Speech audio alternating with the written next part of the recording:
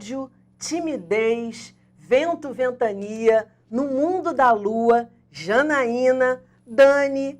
Ele é a voz de letras que certamente embalaram muitas histórias incríveis.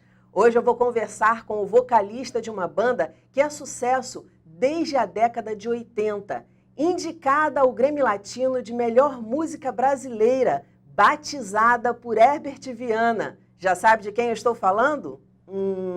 Que histórias inspiradoras nos aguardam. Curtiu? Então fica com a gente. Está no ar o Educação.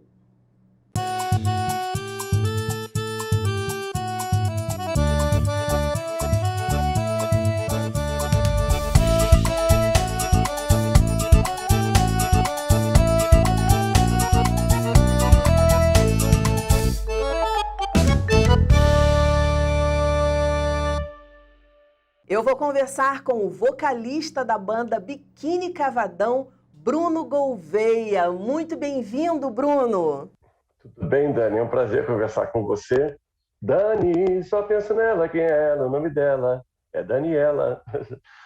Oh, meu Deus, só isso já valeu todo o encontro. Obrigada pelo presente, é linda a música, como é lindo o trabalho de vocês. Mas eu queria voltar um pouquinho na tua história para saber como é que você chegou até aqui, quais os desafios que você teve que enfrentar, quais lições de vida você tirou desses desafios. Essa é a proposta do nosso programa. E vamos lá para a tua infância. O que você acha que você traz de lá, hein? De lição, de vida, de alguma frase que você possa ter ouvido do seu pai, da sua mãe na escola, não sei. A minha infância, na verdade, ela começa no interior do Brasil, no Triângulo Mineiro, mais especificamente na cidade de Itoiutaba, onde meu pai nasceu e decidiu que os filhos deveriam nascer lá, mesmo casado com uma carioca. E então eles se casaram, se mudaram para a cidade, e lá eu nasci, meu irmão nasceu, e passamos a primeira infância por lá. Mas ele logo voltou para o Rio de Janeiro, dessa vez para tentar sorte no Rio, como médico, e nós viemos todos, naturalmente. Foi por essa época que eu comecei, então, a fazer os cursos nos colégios e conheci aqueles que fariam o embrião do Biquíni Cavadão. Cada um seguia uma faculdade e no meio da faculdade tinha uma banda no meio da faculdade. Então a gente, mesmo com faculdades diferentes, nos encontrávamos, compunhamos e ensaiávamos alguma coisa. E meio que de surpresa a gente se deu conta de que a nossa música estava começando realmente a ganhar força. Vieram os contratos, vieram os discos. E a lição mesmo, eu só tive alguns anos depois, já com a banda fazendo sucesso, indo nos programas de TV e tudo mais. Porque chegou um momento em que eu não conseguia mais fazer a faculdade e a banda ao mesmo tempo. E era uma decisão difícil, eu gostava das duas coisas. E eu cheguei então um dia para minha mãe e falei, olha, a banda eu não consigo trancar, mas a faculdade eu consigo. E eu prefiro fazer então dessa forma. E virei para ela e falei assim, eu sei que você queria uma coisa, né, uma coisa mais estável, mas eu vou apostar na música. E ela se virou para mim e me disse, desde quando ser engenheiro neste país é sinônimo de estabilidade, né? E realmente aquilo era o que eu precisava ouvir para ter confiança, para seguir adiante, porque eu acho que é isso que a gente no fundo quer, né? A gente quer ter esse amparo da nossa família para a gente tentar ser feliz. Então eles se viraram e falaram assim, olha, vai em frente, não tenha problemas quanto a isso, lute pelo que você quer, lute pela sua felicidade. E eu acho que isso é uma lição, é importante essa lição, não só no sentido profissional, porque às vezes as pessoas têm outras dúvidas. Às vezes é um casamento que está para acontecer e a pessoa volta atrás. Às vezes é uma decisão pessoal. Às vezes dizer à família alguma coisa que já estava escondida há muito tempo, mas que quer, sabe? Tudo isso às vezes por medo. E a família, quando dá esse apoio, né, a pessoa consegue ali dar um grande passo para a grande felicidade. Porque pode às vezes fazer tudo, mas se ela não é feliz, eu sempre falo isso, o sucesso maior é a felicidade. Quem tem dinheiro, que tem tudo, etc., mas não é feliz, essa pessoa não conseguiu ter sucesso. E eu queria te fazer duas perguntas em cima do que você está falando. Primeiro, o que é felicidade para você? Ah, eu acho que a Você falou, o felicidade... importante é a felicidade. Para o Bruno, o que é a felicidade? No meu caso, a felicidade tem a ver com a minha relação com a minha família, com ver as pessoas à minha volta bem, né? Porque eu jamais conseguiria ser feliz vendo todo mundo infeliz, entendeu? Então é uma coisa que, na verdade, a felicidade é como algo que a gente não consegue guardar para dentro de si e a gente quer, na verdade, contaminar todo mundo. Em tempos de pandemia, seria ótimo se a gente pudesse contaminar as pessoas de felicidade, né? Mas assim, talvez mais do que o que é para mim, eu acho que é o que a gente deseja para as pessoas.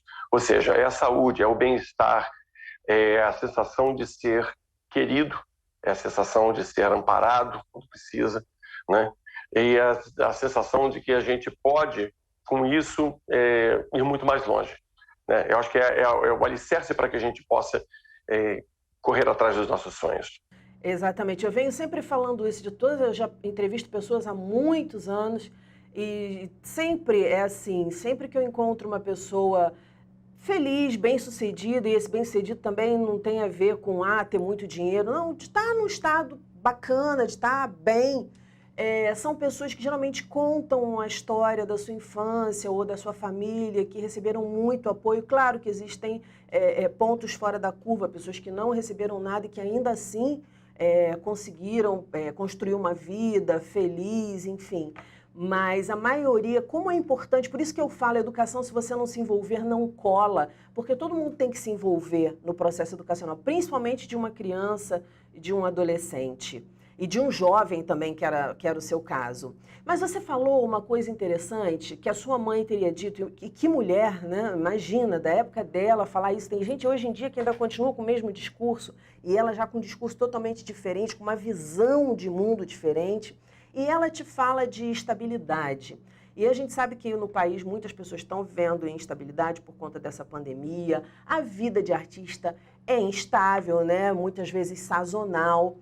Como você acha que você se preparou? O que você acha que segura você nesses momentos? Por exemplo, daqui a pouco a gente vai falar da pandemia, porque foi um momento muito crítico na vida de todo mundo, mas na sua, porque você, enfim, passou por toda uma situação.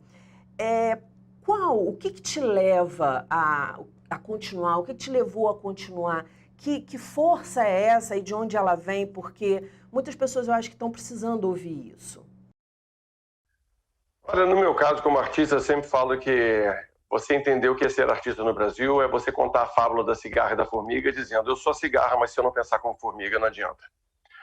Então, assim, é uma coisa que muitas vezes você ganha dinheiro. Se você consegue ser, né, um artista que chega lá em cima, que finalmente você brilha, que você consegue tudo que você está imaginando, às vezes você pode se iludir com o dinheiro que está vindo, etc. Né? Então a gente fala sempre assim, eu sempre converso muito com pessoas que estão começando a carreira, falo, cara, pensa no que você precisa, entendeu? E não naquilo que você sonha, né?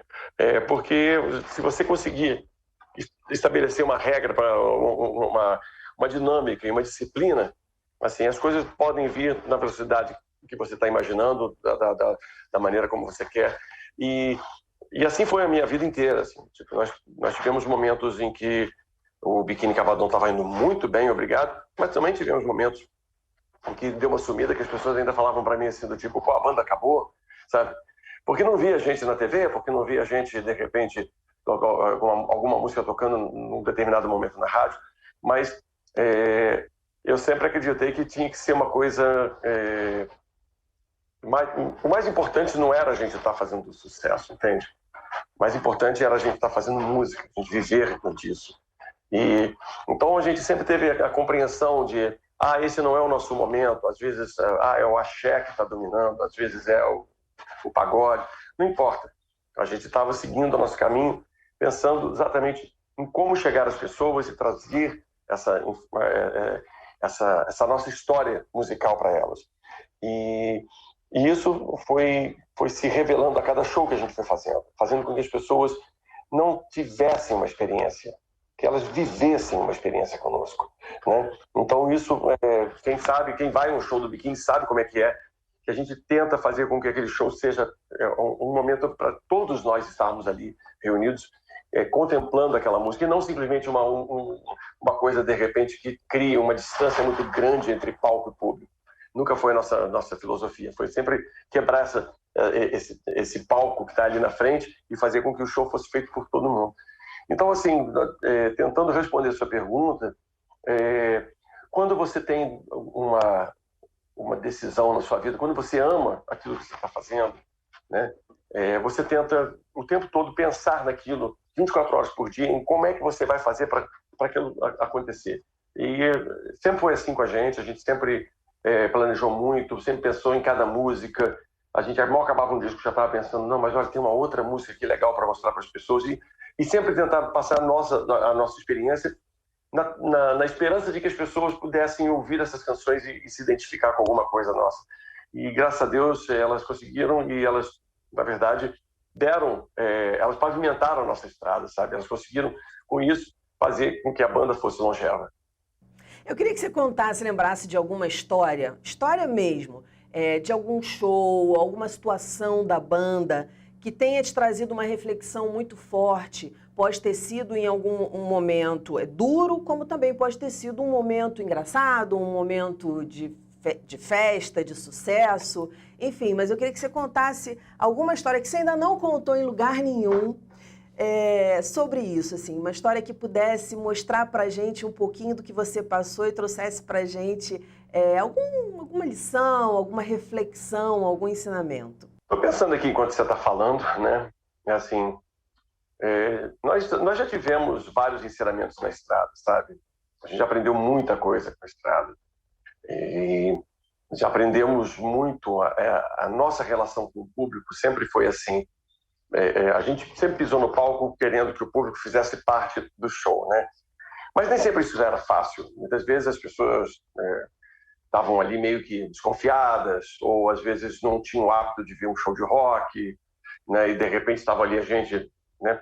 Às vezes havia uma coisa assim de um certo, sabe, um certo afastamento, né? Para que eu acho que o público percebe quando o artista entra no palco. Os primeiros minutos são para saber do tipo, como é que esse cara está vindo aqui, o que ele vai falar com a gente, tudo mais, né?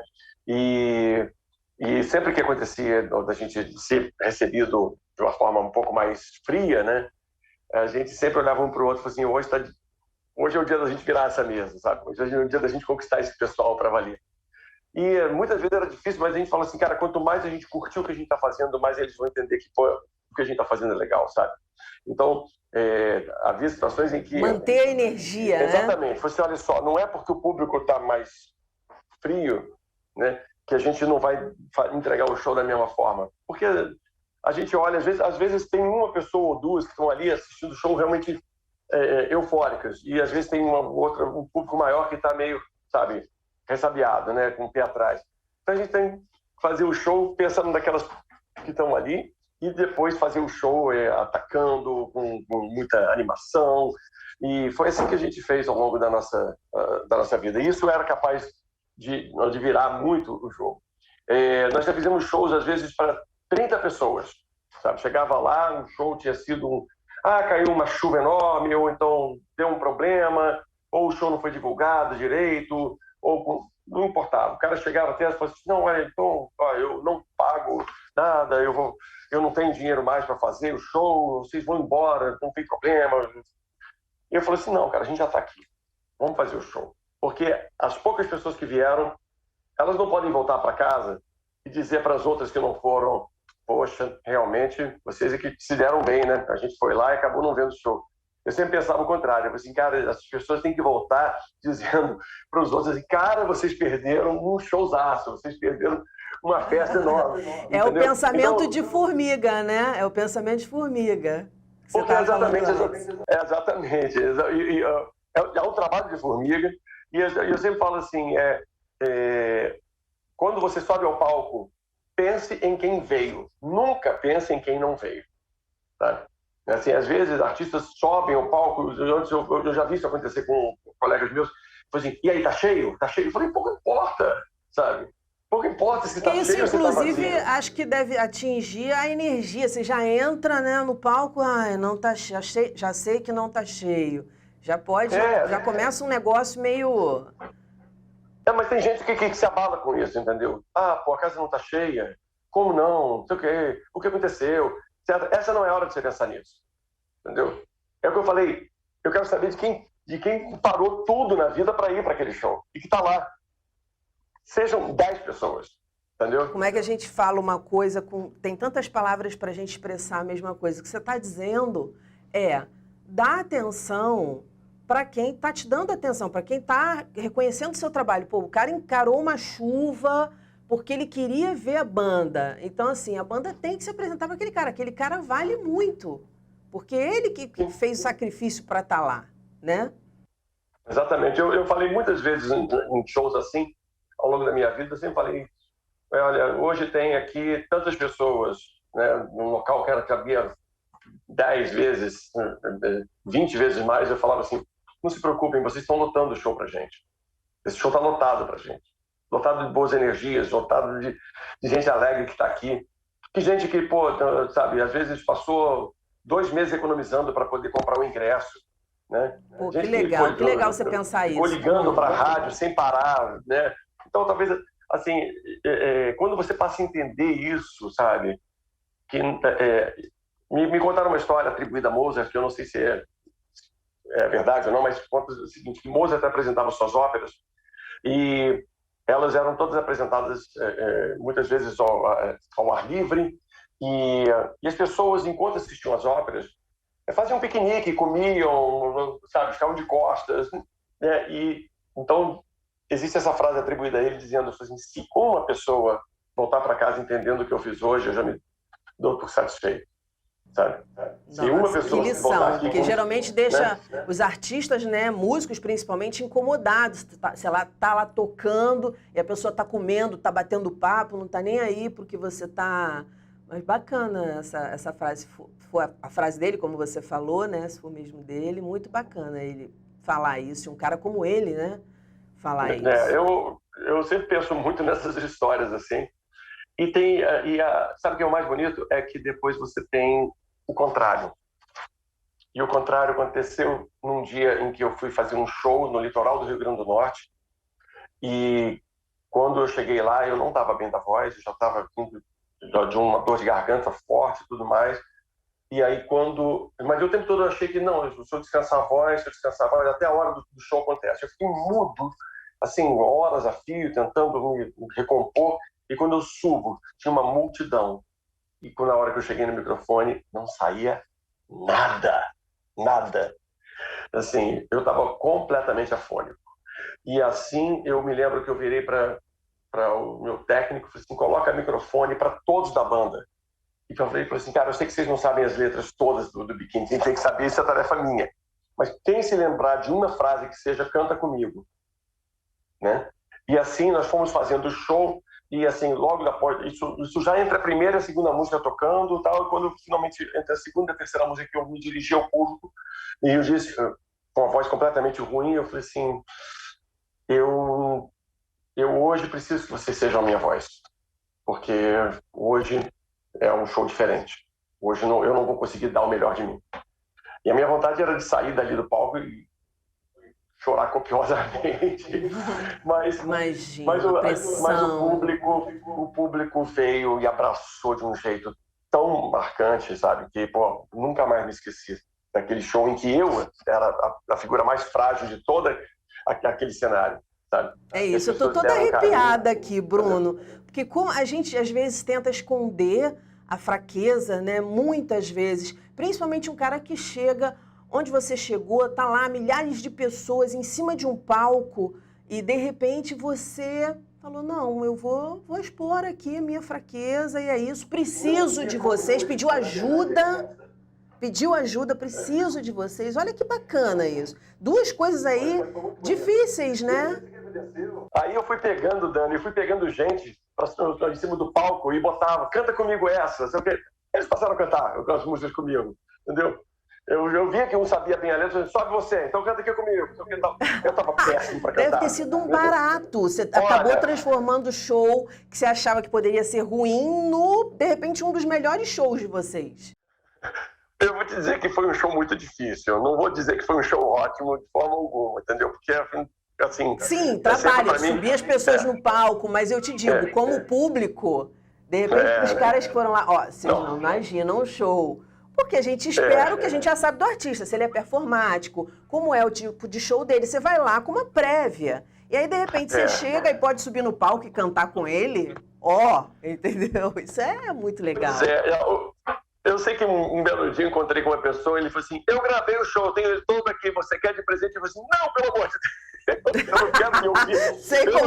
Sei como é. Porque você sabe muito bem que quando você tá ruim da voz, né, a gente meio que parece que coloca a cabeça debaixo da terra e não quer saber de nada até que a voz volte. Nossa, garganta inflamada, então, nossa senhora. Quem trabalha com voz sabe o quanto é duro a gente, de repente, tá com uma garganta inflamada, com a gente tá afônico e tudo mais. E olha, eu sei que terminou aquele show, ainda foi uma longa viagem até chegar no Rio, e no que eu pousei, o avião pousou, eu saí do aeroporto e fui direto para uma clínica, sabe, né? E falei assim, por favor, uma consulta com o médico, etc. Aí peguei o médico de plantão que olhou a minha garganta, começou a dar os remédios que tinha que dar, e aí eu marquei na mesma hora, falei, eu quero falar com a fonoaudióloga. E virei para ela e falei assim, eu nunca mais quero passar por isso. Pelo amor de Deus, sabe? Por que isso está acontecendo comigo? E ela virou para mim e falou assim, porque o roxo do seu braço não sai mais como saía quando você tinha 18 anos de idade. Entendeu? A gente vai envelhecendo e vai tendo que aprender. E olha que isso já tem 20 anos, essa história, entendeu? Mas foi uma grande lição para mim, no sentido de eu ter que aprender a cuidar melhor da minha voz, entendeu? E perceber que certas coisas que eu achava que era capaz de fazer e superar, eu já não estaria dando mais tanta conta assim. Ou seja, eu passei a ter um cuidado muito maior com esse meu instrumento que eu engoli aqui, que é a minha voz. Perfeito. De cuidar de você, né? Mas tem essa coisa também que você falou, da questão da idade. Porque quando a gente é mais novo, eu me achava Mulher Maravilha. Eu já trabalhei, e não foi uma vez, 14 horas, tipo, em jejum. Porque eu acordava, não tinha fome. De manhã eu geralmente não tenho fome. Aí tomava um cafezinho e depois batida. E isso, claro, me causou, depois de um tempo, uma gastrite. Mas, na época, estava tudo tranquilo para mim, eu inteiraça. Não tem problema não, gente. Esse negócio, beber água para quê? Quer dizer... Agora... É coisas que a gente aprende, né? Assim, com a vida mesmo. A vida tem que dar umas lições pra gente. Com certeza. Senão não teria objetivo nenhum em envelhecer, né? Em amadurecer e envelhecer. Mas eu queria conversar com você. Eu li nas minhas pesquisas que você disse que a sua casa virou um útero durante a pandemia. Eu queria que você explicasse um pouquinho isso, contasse um pouquinho mais essa história. Porque eu sei que toda a sua família contraiu a Covid. Bom, vamos começar com o show que nós fizemos no dia 14 de março de 2020, que foi nosso último show. A gente já estava percebendo que as coisas iam mudar. E assim, como eu falei, sou filho de médico, o meu irmão, ele também é biólogo formado, mas trabalha na Fiocruz, então é uma pessoa com quem eu converso muito sobre a pandemia, essas coisas todas. Ele tem um natural interesse no assunto e está sempre me dando muitas informações relevantes. E aí, de repente, quando a gente volta para casa, eu estava com a seguinte situação. Minha mulher grávida de 4 meses, a minha filha de 5 anos, né? E a gente tendo que se preparar para viver dentro de casa por um tempo indeterminado. Os artistas foram os primeiros a parar e nós estamos sendo agora, no final deste ano, os últimos a voltar. E foi assim, foi muito duro e difícil, não só para os artistas, e eu digo mais para todos aqueles que vivem disso. Eu estou falando de técnicos, cenotécnicos, eu estou falando de iluminadores, eu estou falando de produtores, né? De gente que faz parte dessa cadeia, né, produtiva que é o entretenimento. Estou falando de atores, de bailarinos, e nós tivemos que parar. Assim, literalmente, nós éramos ali os causadores das aglomerações, né? Nós somos especialistas nisso, aliás, mas aquilo não era mais tão bom. Ou, como diria Cazuza, o meu prazer agora é risco de vida. Né? Então, a gente estava, só que no caso, o risco de vida não só nós, como dos outros também. E foi muito duro tudo isso. Eu havia acabado de me mudar para um apartamento de 3 quartos, e já pensando em ter um quarto do bebê, um quarto para minha filha, um quarto nosso. E não foi o que aconteceu, e até hoje não aconteceu isso. Todos nós estamos dormindo no mesmo quarto. Porque, de uma certa forma, isso, quando eu falo que virou um útero, era no sentido de que foi aonde eu vejo o útero como o lugar onde mais se tem amor, sabe? Assim, a concentração de amor que pode ter o útero é nesse sentido que eu falo. Então, e nós nos acostumamos, assim. Eu toda noite eu pego minha filha, que está com 7 anos agora, eu coloco ela para dormir no colchão perto da cama, entendeu?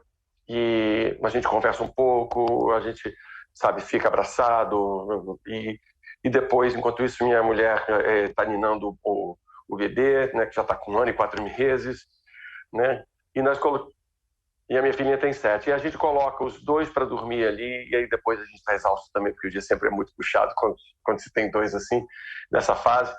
E nós vamos dormir, e é uma sensação assim de que a gente tem, pelo menos aqui, né, essa blindagem do amor, mantendo-a, principalmente, não mais do que a nossa saúde, a nossa cabeça bem.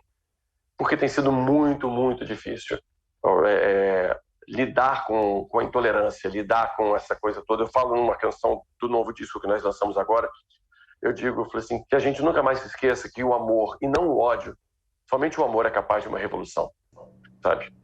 Então, perfeito, assim, não vamos lindo. conseguir nada através do ódio, sabe? Quer dizer, você criou esse... A gente já estourou o tempo, o programa já deveria ter encerrado, mas eu gosto tanto de ouvir, e eu estou gostando tanto de ouvir você. Depois de tudo que vocês passaram, porque toda a família contraiu a Covid, vocês continuam mantendo esse ritual para manter o equilíbrio da família diante dessa situação? É isso? É, exatamente isso. E, assim, claro que quando eu peguei Covid, na verdade, a minha hipótese, porque ninguém sabe exatamente onde é que pega, né? Não é uma coisa visível.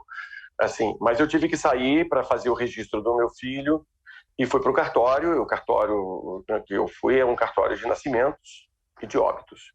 Então, assim, possivelmente eu possa ter tido ali um contato com uma pessoa que veio fazer um registro de óbito, que já estivesse contaminada, e que talvez por ali naquele espaço eu pudesse estar pegando mesmo com máscara, mesmo com tudo. Essa é uma hipótese, pode ser outra coisa, pode não ter acontecido ali. O fato é que 4 dias depois eu estava com febre alta, e graças a Deus, na verdade, todos nós tivemos realmente nós tivemos sintomas e efeitos muito, muito suaves, sabe? Não foi nada muito grave, não. Mas se fisicamente Dá não medo, foi grave... recém-nascido, imagina, recém-nascido com sim, Covid. Assim, A cabeça. Foi uma coisa que já foi muito dura ver aquela situação toda, entendeu?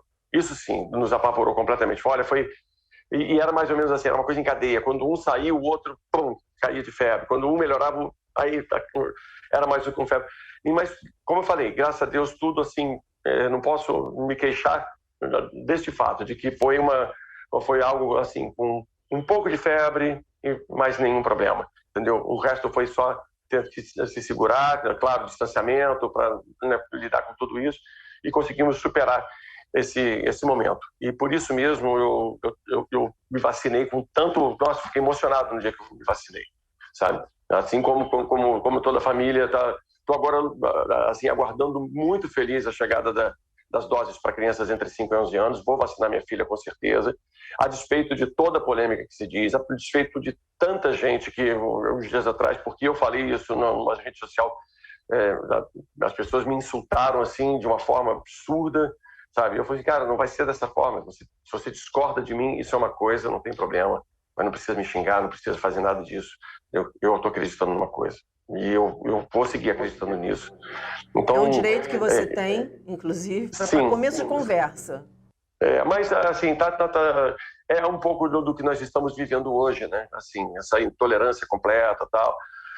Vamos seguir caminho. Ainda acho que falta... Agora, eu não gostaria, mas eu preciso te cortar, porque o programa já está super estourado. E eu queria te pedir para falar uma coisa rapidinha, já que a gente está no final, mas não posso deixar de te pedir. Eu queria que você compartilhasse alguma mensagem, que você deixasse aqui alguma mensagem nesse programa que é feito de histórias, de lições de vida, que a gente compartilha. Você sabe, eu atendo muitas pessoas após o show e tenho o hábito disso, então estou vivendo nesse momento um dilema porque a gente ainda não está conseguindo fazer isso como a gente gostaria, pelo menos, nessa fase em que a gente está começando a retomar os shows, né? Acho que eu preciso me sentir um pouco mais seguro, ainda mais com crianças que não foram vacinadas em casa. Mas eu posso dizer o seguinte, é muito bom a gente ouvir história, sabe? E eu gosto de ouvir as histórias das pessoas. E é por isso, talvez, que eu receba tantos após o show. Porque em volta e meia eles me contam histórias incríveis. Mesmo com pouco tempo para falar, eles sempre contam coisas. E eu digo para as pessoas, assim, tentem ouvir as histórias da própria família, sabe? Assim, às vezes você tem um tio, você tem um avô, você tem, às vezes, seu próprio pai, você nunca conversou com ele sobre a história de vida que está por trás disso tudo. Eu acho que tem muita coisa reveladora nessas horas e que vão fazer parte de muita coisa do que você já é e do que você pode se tornar. Você falou interessante, mais do que a ordem ou a orientação, mas saber o que está por trás dali, né? Quem é aquela pessoa que está dando aquela ordem, que está dando aquela orientação, que está se posicionando daquela forma com você? A gente passa a ter uma visão mais madura, né? E menos até vitimista em algumas situações, né? De perceber, não. É mais fácil você entender quem você é, humano. inclusive, né? Exato, exato. Bruno, muito obrigada pela entrevista. Um prazer conversar com você. Nossa, como eu sou fã Obrigado, Dani. da banda de vocês. Sucesso, parabéns e volte para contar mais histórias que você ficou falando das histórias aí que te contaram no camarim, já fiquei curiosa. Mas o tempo terminou. Um beijo. Não tem problema, olha. Beijos, tá? Muitas felicidades a todos e que a gente tenha um ano glorioso, acima de tudo, com muita paz, com muita saúde, acima de tudo, e muita esperança por dias melhores. Com certeza. Me aguarda um minutinho, Bruno, que eu vou me despedir do pessoal e já volto para a gente conversar. O nosso programa fica por aqui e na segunda-feira que vem tem muito mais às 9 horas da noite. Educação, se você não se envolver, não cola. Saúde, saúde e até lá!